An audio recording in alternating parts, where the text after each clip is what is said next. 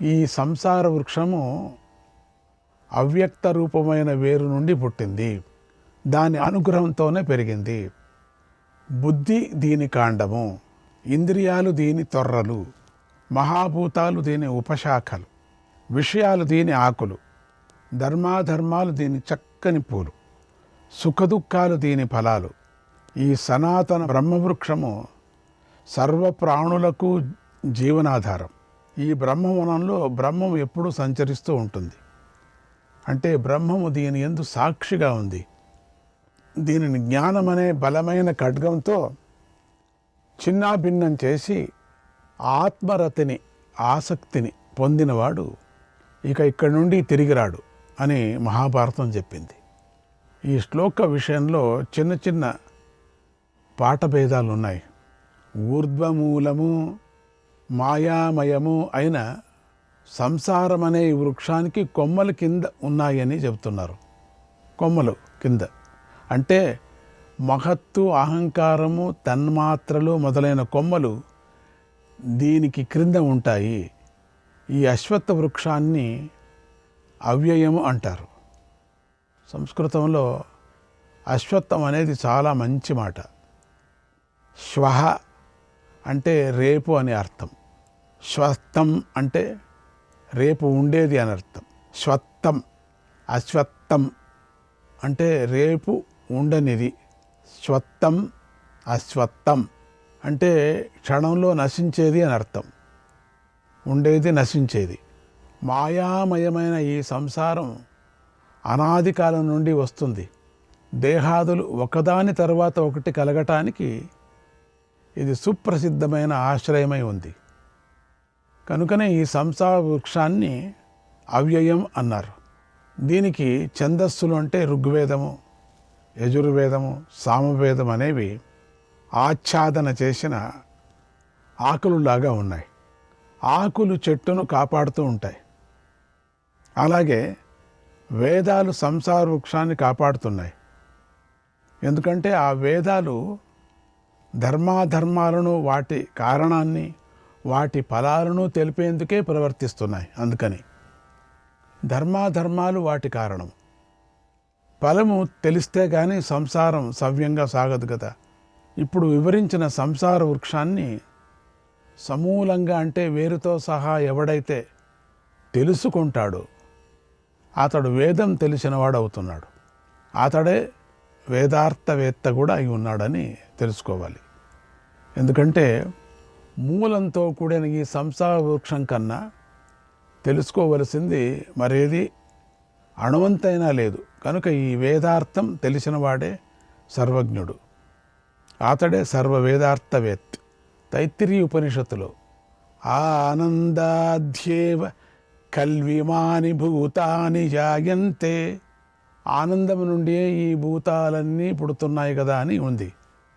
అక్కడ మానుషానందం నుంచి ప్రారంభించిన ఉత్తరోత్తరం శతగుణాధికంగా 10 ఆనందములను చెప్పి చివరి 11వ ఆనందంగా బ్రహ్మానందాన్ని చెప్పారు. అదే పరమానందాద్వయమైనటువంటి వస్తువు. అదే ఈ సంసార వృక్షానికి మూల కారణమై ఉంది. అందుకనే దానిని దృష్టిలో ఉంచుకొని సంసారమనే ఈ అశ్వత్థ వృక్షాన్ని ఊర్ధ్వమూలం అని వర్ణించి చెప్పారు. షోడశ వికారాలు, హిరణ్య గర్భుడు, విరాట్ ప్రజాపతి, దేవతలు, గంధర్వులు, అసురులు, మనుష్యులు, తిర్యగ్జంతువులు, స్థావరాలు అనేవి ఈ సంసార వృక్షానికి కింద పెరిగిన శాఖలే ఉన్నాయి. అవ్యక్తము మొదలైన వాటి గురించి మనం పూర్వమే చెప్పుకున్నాం కదా. ఈ సంసార వృక్షానికి కనీసం రేపు కూడా ఉండే యోగ్యత లేదు. ఎందుకంటే ఇది అసత్యమైంది. అందుకే దీనిని అశ్వత్థం అని పిలిచారు. అయినా కూడా దీనిని వేదాలు అవ్యయమని పిలుస్తాయి. ఎందుకంటే ఇది మూడులకు అనాది అనంతంగా కనిపిస్తుంది. వేదాలలో చెప్పబడిన యజ్ఞము మొదలైన కర్మలు ఈ సంసార వృక్షానికి శోభను కలిగిస్తున్నాయి. అందుకే ఈ సంసార వృక్షానికి వేదాలే ఆకులే ఉన్నాయని చెప్పారు. ఆకులే లేకుండా ఎండిపోయి ఉన్న చెట్టు శోభించదు కదా. సంసారం అసత్యమైనప్పటికీ దీనికి సత్కర్మలే శోభనిస్తున్నాయి. అసత్కర్మలతో దీని శోభ పోతుంది. అందువల్ల అందరూ మంచి పనులు చేస్తూ ఉండాలి అని చెప్పారు. ఈ సంసార వృక్షాన్ని మిథ్యగా తెలుసుకున్నవాడే వేదవేత్త అనబడతాడు. అతడే తెలుసుకోవలసిన దాన్ని తెలుసుకున్నవాడు అవుతాడు. ఇక్కడ రూపక అలంకారంతో శ్రీకృష్ణ పరమాత్మ సంసారాన్ని అశ్వత్థ వృక్షంతో పోల్చి చెప్పాడు. ఇక ఈ సంసార వృక్షం యొక్క ఇతర అవయవాలను కూడా కల్పన చేసి చెప్పబోతున్నాడు. అలాగే ఈ వృక్షాన్ని కత్తిరించి సమూలంగా పీకివేయటం అనేది అంత సులభమైనటువంటి పనేమి కాదు అనే విషయాన్ని కూడా ముందు మనకు అందించబోతున్నాడు. అధశ్చోర్ధ్వం ప్రసృతాస్తస్య శాఖాః గుణప్రవృద్ధా విషయప్రవాలాః అధశ్చ మూలాన్యనుసంతతాని కర్మానుబంధీని మనుష్యలోకే. గుణాల వల్ల వృద్ధి చెందిన దాని కొమ్మలు కిందకు పైకి వ్యాపించున్నాయి. విషయాలే దాని చిగుళ్ళై ఉన్నాయి. కర్మలతో పెనవేసుకొని ఉన్నటువంటి దాని వేర్లు ఎట్లున్నాయంటే కింద మనుష్యలోకంలోకి వ్యాపించున్నాయి. క్రింద అంటే మనుష్యులు మొదలైన జీవుల నుండి స్థావరాల వరకు అని అర్థం. పైన అంటే సృష్టికర్త అయినటువంటి బ్రహ్మ యొక్క లోకం వరకు అని అర్థం. కర్మకు జ్ఞానానికి అనుగుణమైనటువంటి ఫలాలు కింద నుండి పై వరకు వ్యాపించుంటాయి. ఆ చెట్టు కొమ్మలు ఉపాదానమైన సత్వరజస్ తమో గుణాల చేత వృద్ధి చెంది బలంగా బలిసి ఉన్నాయి. శబ్దాది విషయాలు దాని చిగుళ్ళై ఉన్నాయి. కొమ్మల నుండి చిగుళ్ళు మొలిచినట్టు దేహాది కర్మఫలాల నుండి అవి మొలుచుకొని వస్తున్నాయి కనుక శబ్దాది విషయాలు దాని చిగుళ్ళుగా చెప్పబడ్డాయి. సంసార వృక్షానికి ఉపాదాన కారణమైన తల్లి వేరు ఇంతకు ముందే చెప్పబడింది కదా. రాగద్వేషాది వాసనలు కర్మఫలం వల్ల పుడతాయి. అవే ఈ వృక్షానికి పిల్లవేళ్ళై ఉన్నాయి. ఈ వాసనలే పుణ్యపాపాలతో మనకు ప్రవృత్తి కలగటానికి కారణాలు. ధర్మాధర్మ కర్మాలతో చుట్టుకొని ఉన్నటువంటి ఈ వేళ్ళు మనుష్యలోకంలోకి దిగి ఉన్నాయి. మనుష్యలోకం దేవలోకం కంటే క్రిందిది కనుక ఇలా చెప్పబడింది. మనుష్యులకే కర్మాధికారం ఉంటుంది కనుక ప్రత్యేకించి మనుష్యలోకం అని చెప్పబడింది అని తెలుసుకోవాలి. ఈ సంసార వృక్షం అనవరత సంతానమై ఉంది. అంటే ఎడతెరిపి లేకుండా పుడుతూనే ఉంటుంది, పెరుగుతూనే ఉంటుంది. ఎలాగంటే వాసనలతో కర్మలు కలుగుతాయి, కర్మలతో వాసనలు కలుగుతాయి. ఇలా ఈ చక్రం తిరుగుతూనే ఉంటుంది. ఈ సంసార వృక్షము దురుచ్ఛేదము అంటే సులభంగా కత్తిరించలేనిది, పీకి వేయలేనిది అయి ఉంది కూడా. రెండూ చేయలేం. అది అనర్థాలకు కలిగించేది కూడా ఇది అయి ఉంది. ఇది దీని సంగతి. అందుకే ఉంటే ఉండనేలే అని దీన్ని విడిచిపెట్టకూడదు. దీన్ని సమూలంగా పీకివేయాలి. అది సమూలంగా పీకివేసి అసలు ఆ చెట్టు విత్తనాలు కూడా కాల్చేయాలి అన్నట్టుగా. ఈ సంసార మూలం అటువంటిది. అట్లా చేస్తేనే మళ్ళీ పెరగవు. అక్కడికి దాని యొక్క సంసార మూలమైనటువంటి మాయా పీడకలలు ఉందే అవన్నీ పోతాయి. అది కూడా అంత సులభం కాదు. కత్తిరించడం సులభం కాదు, పీకటము సులభం కాదు, తర్వాత దాన్ని కాల్చేయటం సులభం కాదు. ఒకవేళ అలా పీకాలంటే మనకు ఒక ఉపాయం తెలియాలి. ఉపాయం తెలియకుండా చెట్టును నరికేస్తే అది మళ్ళీ మెలుస్తుంది కదా. అలాగే ఈ సంసార వృక్షాన్ని ఉపాయం తెలుసుకోకుండా ఏవేవో పిచ్చి పిచ్చి మార్గాలతో కత్తిరించే ప్రయత్నం చేస్తే ప్రయోజనం ఉండకపోగా అనర్థం కూడా కలుగుతుంది. అట్లా చేయకూడదు. దానికి మొదలు నీళ్లు పోయాల. నీళ్లు పోస్తూనే సంతోషపడుతుంది. ఇంకా ఊరికే మీకు అర్థం కావటానికి చెప్తున్నా. ఇంకా సంతోషపడుతుంది. ఈ దేనికి అంటుకుందో మాయకు దాని నుంచి విడిపించడానికి కోసం నీళ్లు పోస్తున్నావా, అదనుకుంటుంది నాకు నీళ్లు పోస్తున్నారు ఇంకా అద్భుతంగా పెరగచ్చు అని. ఇది పీకటాని కోసం. నీళ్లు పోస్తే అప్పుడు నేలంతా తడి అయిపోతుంది. ఈ మాయను పీకేస్తూ ఉంటే దాంట్లో ఉండినటువంటి గుణాలన్నీ చంపేస్తూ ఉంటే అప్పుడు మెత్తబడుతుంది. ఎప్పుడు గుణాలను చంపేస్తున్నామో ఈ నేల ఎంత మెత్తగా అవుతుందో అప్పుడు పీకటానికి ప్రయత్నం చేయాలి.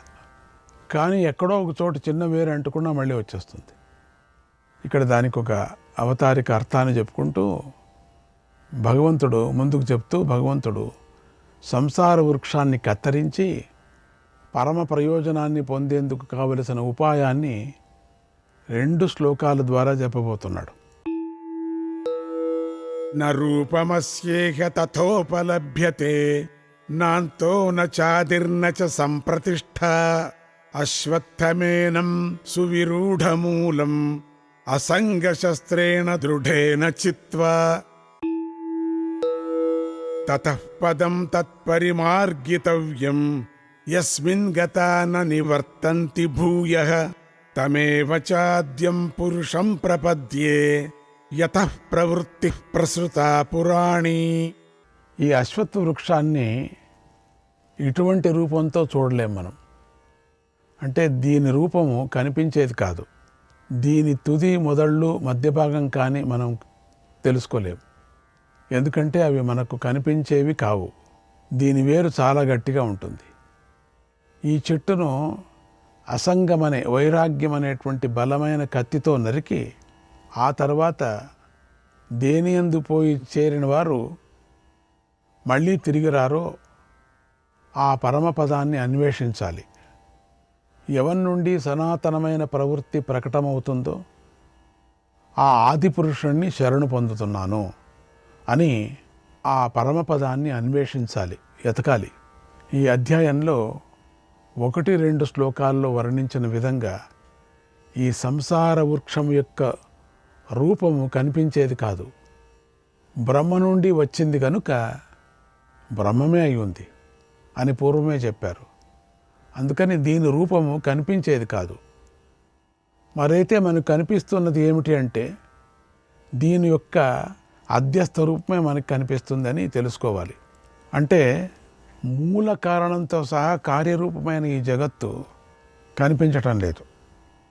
కారణంలో మనం అధ్యాస చేసుకున్న జగద్రూపమే కనిపిస్తుంది అని తాత్పర్యం. ఇక్కడ ఈ సంసార వృక్షము కల వంటిది, ఎండమావిలోని నీటి వంటిది.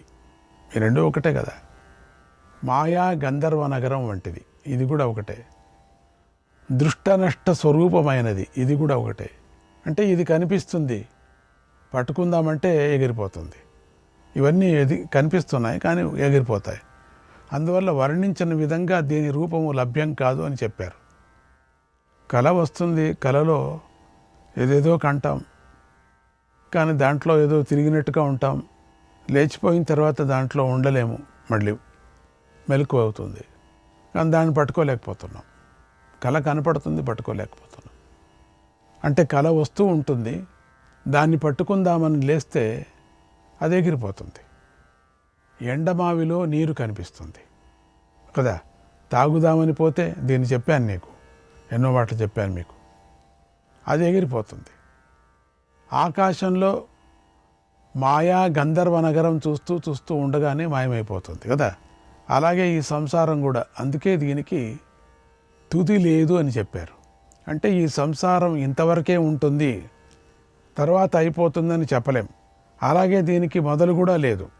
ఇక్కడి నుండి మొదలై ఇది సాగుతుంది అని ఎవరికీ తెలియదు, ఎవరూ చెప్పలేరు. దాని మధ్య భాగం కూడా ఎవరికీ తెలియదు. ఈ విధమైనటువంటి సంసారం అనే అశ్వత్థ వృక్షం యొక్క వేర్లు లోతుగా పాతుకొని పోయాయి. అసంగమనే బలమైన శస్త్రంతో దీన్ని ఛేదించాలి. పుత్రుల మీద, ధనం మీద, లోకం మీద కోరికను వదలటాన్ని అసంగమని కానీ వైరాగ్యమని కానీ అంటారు. పరమాత్మయందు మనస్సును అభిముఖం చేయాలి. అది వదులుతూ వదులుతూ అభిముఖం చేయాలి పరమాత్ముడి మీద. శ్రీకృష్ణాయ పరమాత్మనే నమః.